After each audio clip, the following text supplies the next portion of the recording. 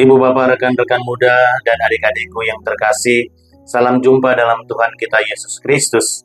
Bersama saya Romo Raffi Uran CSSR dalam renungan hari Rabu pekan biasa yang kelima. Mari kita awali permenungan kita ini dengan tanda kemenangan Kristus. Dalam nama Bapa dan Putra dan Roh Kudus. Amin. Tuhan bersamamu dan bersama rohmu. Inilah Injil suci menurut Markus. Dimuliakanlah Tuhan. Pada suatu hari, Yesus memanggil orang banyak dan berkata kepada mereka, "Dengarkanlah aku dan camkanlah ini. Apapun dari luar yang masuk ke dalam seseorang tidak dapat menajiskan dia. Tetapi apa yang keluar dari seseorang, itulah yang menajiskannya. Barang siapa bertelinga untuk mendengar, hendaklah ia mendengar." Sesudah itu Yesus masuk ke sebuah rumah untuk menyingkir dari orang banyak. Maka murid-murid bertanya kepada Yesus tentang arti perumpamaan itu. Yesus menjawab, "Apakah kamu juga tidak dapat memahaminya? Camkanlah, segala sesuatu yang dari luar masuk ke dalam seseorang tidak dapat menajiskan dia, karena tidak masuk ke dalam hati, tetapi ke dalam perutnya, lalu dibuang di jamban."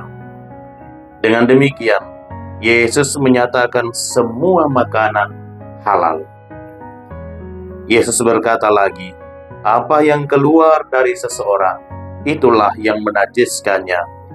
Sebab dari dalam hati orang timbul segala pikiran jahat, perzinahan, keserakahan, kejahatan, kelicikan, hawa nafsu, iri hati, hujat, kesombongan, kebebalan. Semua hal-hal jahat ini timbul dari dalam dan menajiskan orang." Demikianlah sabda Tuhan. Terpujilah Kristus. Ibu bapak, rekan-rekan muda, dan adik-adikku yang terkasih, bacaan Injil yang kita dengarkan hari ini masih merupakan lanjutan dari bacaan Injil kemarin. Injil mengisahkan tentang Yesus yang berbicara di hadapan orang banyak, termasuk di sana ada orang-orang Farisi dan ahli-ahli Taurat. Orang-orang Farisi dan para ahli Taurat mempersoalkan tentang murid-murid Yesus yang makan tanpa mencuci tangan. Rujukan orang-orang Farisi dan para ahli Taurat adalah adat dan tradisi nenek moyang. Orang-orang Farisi dan para ahli Taurat mengutamakan kesalehan yang bersifat lahiriah. Sebab itu, upacara cuci tangan sebelum makan merupakan hal yang sangat penting bagi mereka. Tangan yang tidak dicuci dianggap menajiskan makanan yang akan mereka makan. Karena pemikiran dan pemahaman mereka ini, maka Yesus menegur mereka dan mengatakan bahwa bukan yang masuk yang akan menajiskan orang. Apa yang keluar dari hati orang, itulah yang akan menajiskan dia. Maksud dari kalimat Yesus ini sangat jelas, yaitu bukan makanan yang membuat orang menjadi najis. Meskipun makanan itu dimakan dengan tangan yang belum atau tidak dicuci dalam sebuah upacara. Kesucian hati bukanlah masalah mencuci tangan atau tidak mencuci tangan, atau masalah boleh atau tidak boleh dimakan. Hal-hal itu tidak dianggap terlalu penting oleh Allah, karena makanan hanya akan masuk ke dalam perut, bukan ke dalam hati.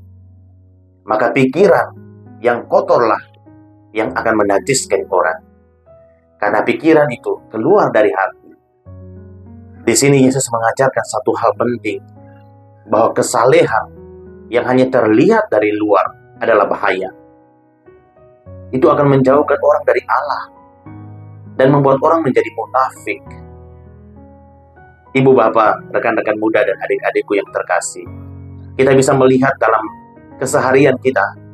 Bapak ibu coba perhatikan, ada suatu kebiasaan yang sedikit berbeda yang ada dalam tindakan kita sebelum pandemi dan sesudah pandemi atau saat ini. Sebelum pandemi, ketika orang mau makan, tindakan mencuci tangan itu bukan hal yang wajib dan bahkan sering orang tidak mencuci tangan.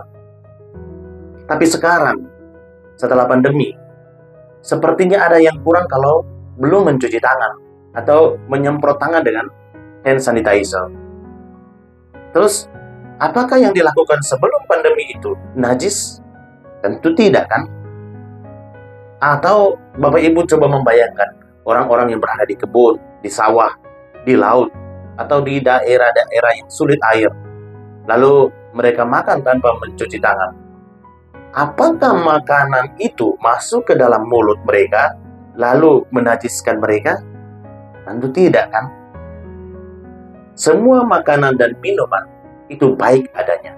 Tuhan telah menciptakan semuanya itu baik adanya. Tidak ada yang menajiskan seseorang. Itulah yang Yesus kritik dari cara pandang orang-orang Farisi dan para ahli Taurat. Mereka melihat hanya hal yang kecil dan yang tidak penting.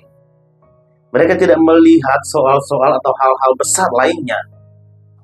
Ibu bapak, rekan-rekan muda dan adik-adikku yang terkasih, sumber kenajisan seseorang itu terletak pada batin, hati dan pikiran seseorang.